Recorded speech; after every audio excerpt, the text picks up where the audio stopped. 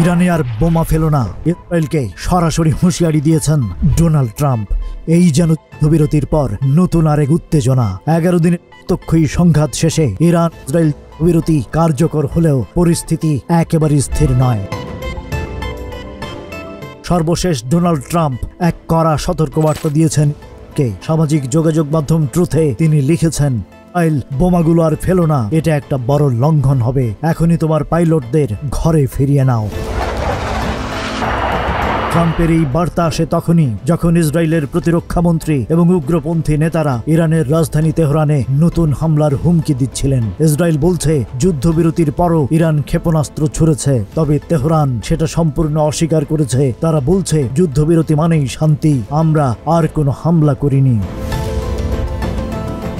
এদিকে ইরানের স্বাস্থ্যমন্ত্রী জানাচ্ছেন, গত 11 দিনের সংঘাতে 600 জনেরও বেশি ইরানি আহত হয়েছেন অন্তত 5000। ট্রাম্প গতকালই যুদ্ধবিরতির ঘোষণা দিয়েছিলেন, তখন মনে করা হচ্ছিল আপাতত শান্তি ফিরছে, কিন্তু ইসরায়েলি মন্ত্রীরা যেন তা মানতে নারাজ। আর সেই কারণেই ট্রাম্পের এই কড়া বার্তা।